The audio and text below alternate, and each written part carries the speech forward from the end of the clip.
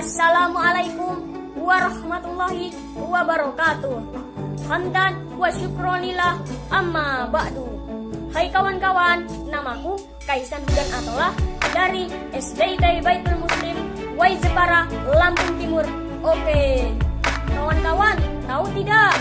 Rasulullah Shallallahu Alaihi Wasallam mempunyai sahabat-sahabat yang luar biasa. Di antaranya ada 10 sahabat yang dijamin masuk surga.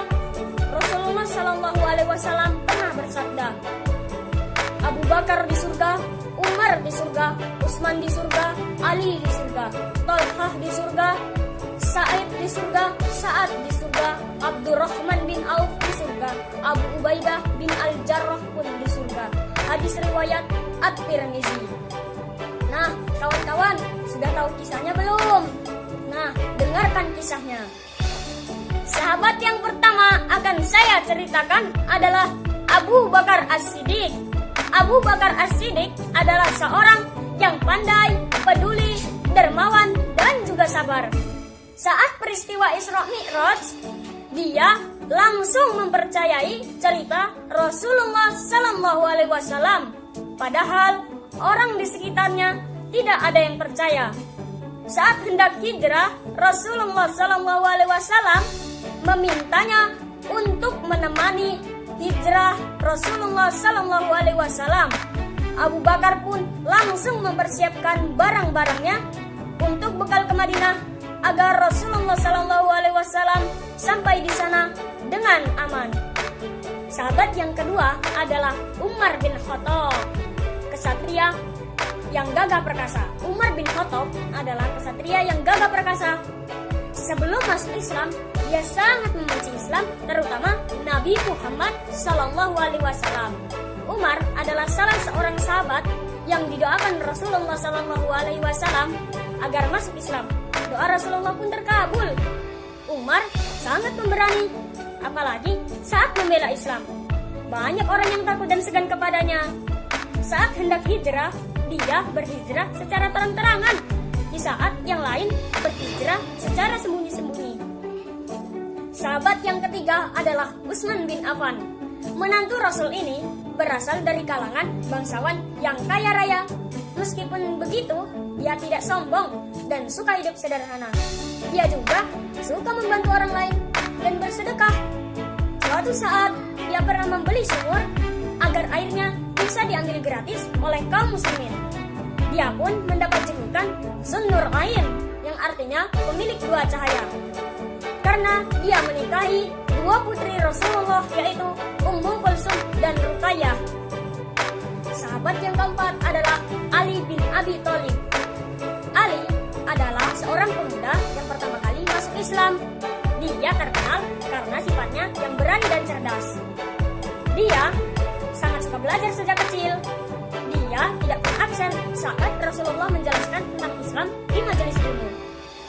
Ali pun dijuluki sahabat-sahabatnya sebagai gudangnya ilmu karena kuatnya ingatan, luasnya pengetahuan. Sahabat yang kelima adalah Thalhah bin Ubaidillah. Dia seorang pemuda yang tidak pernah ingkar janji. Dia mendapatkan gelar Asyhadul Hayy, yaitu syahid yang hidup, karena dia mendapatkan banyak luka dalam peperangannya, tetapi dia tidak wafat. Dia juga mendapatkan gelar Al-Qarinain, yang artinya sepasang sahabat yang mulia, karena dia dan Abu Bakar pernah disiksa bersama-sama dan diikat oleh tali yang sama oleh Khuwailid bin Naufal. Thalhah adalah saudagar yang kaya raya. Thalhah juga cerdik dan ahli dalam berdagang. Dia tidak pernah ingkar janji.